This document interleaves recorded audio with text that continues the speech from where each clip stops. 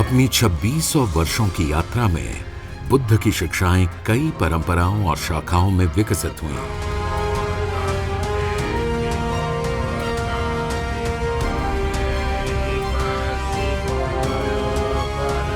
लेकिन एक डोर जो दुनिया भर से बौद्ध अनुयायियों को एकजुट करती है, वह है बुद्ध चारिका।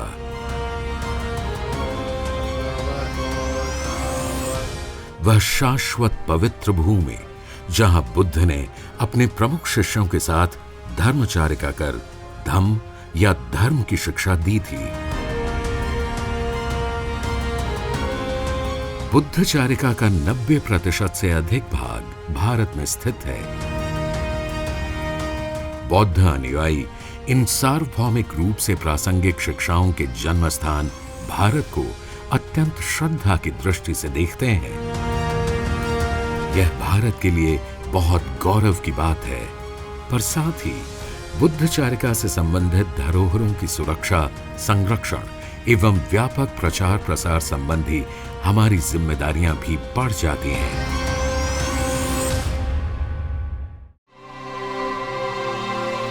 इस दिशा में महत्वपूर्ण कदम उठाते हुए भारत सरकार की एक सांस्कृतिक और शैक्षणिक शाखा नव नालंदा महाविहार ने Buddha Charika a living heritage शीर्षक के अंतर्गत अपनी तरह की पहली बैठक और सम्मेलन का आयोजन किया।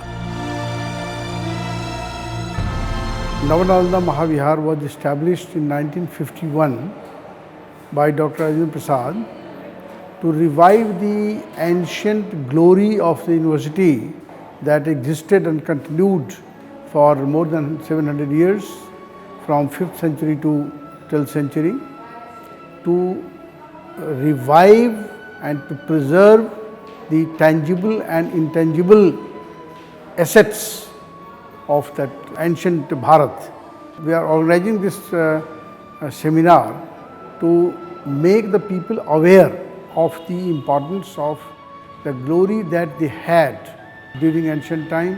Nalanda being in the center or heartland of Buddha Charika has the glory as well as the responsibility to preserve all those things.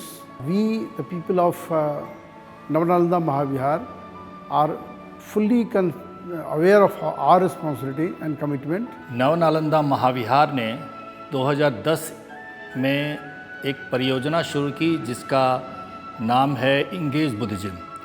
इस परियोजना के तहत हम लोगों ने नालंदा के आसपास जो मगध का क्षेत्र है वहाँ के ग्राम वासियों के साथ मिल करके हम लोगों ने हेरिटेज और बुद्ध चारिका से रिलेटेड हम लोगों ने काम शुरू किया, उन लोगों को अवेयरनेस फैलाया। वहाँ जा कर के हम लोगों ने कार्यशालाएं की और पदयात्राएं भी की।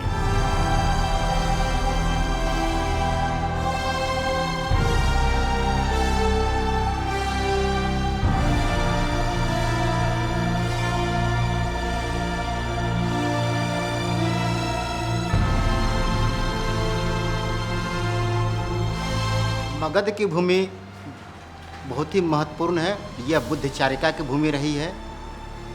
इस दिशा में नव नालंदा महाविहार का बहुत सराहनीय और महत्वपूर्ण योगदान है।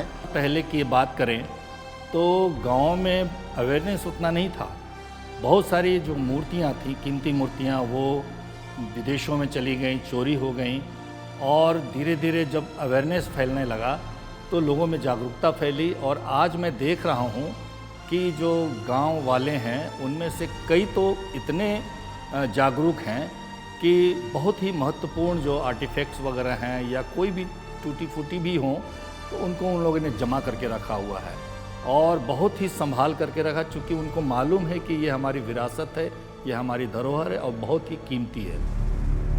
बौद्ध धर्म की विरासत से परिपूर्ण गांवों में लोगों के समर्थन और सहयोग से प्रोत्साहित होकर नव नालंदा महाविहार ने इंगेज्ड बुद्धिज्म की पहल को व्यापक रूप से संपूर्ण बुद्ध चारिका में आगे ले जाने का निर्णय लिया। हरियाणा से लेके और उत्तर प्रदेश होते हुए बिहार तक का सारा बुद्ध चारिका का ट्रेल है जो अभी अंडर डेवलप्ड है। नव नालंदा महाविहार ने ये रिस्पॉन्सिबिलिटी ली है कि सारे स्टेक होल्डर्स को इस मीट के द्वारा हम सेंसिटाइज करें, चूँकि आज हरियाणा और उत्तर प्रदेश के भी लोग आ रहे हैं, सेंसिटाइज करके और सारे प्लेसेज को हम कैसे उनको रिवाइव कर सकते हैं और टूरिस्ट के लिए जो उसके विजिट के लिए हम एक वर्थ प्लेस के रूप में डेवलप कर सकते हैं, इस पे हम स्टेक होल्डर्स के साथ मिलके और डिस्कस करेंगे और इसको डेवलप करने का प्रयास किया जाएगा। मैं कुरू से आया हूँ, जिसे कुरू के नाम से जाना जाता था। आज का वर्तमान हरियाणा है। जो हरियाणा से भगवान बुद्ध का एक विशेष नाता रहा है। हरियाणा में बहुत सारी साइट हैं, वहाँ पे बताया जाता है कि भगवान बुद्ध वहाँ आए थे।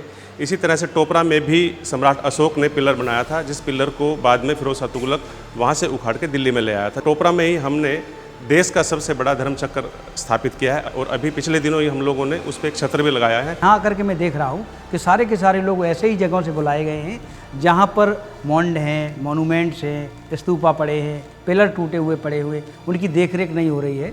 तो इस तरह से जब गांव के लोग, जो सराउंडिंग में जो लोग रहते हैं, जब वो लोग उसके महत्व को जानेंगे, तब निश्चित ही वो लोग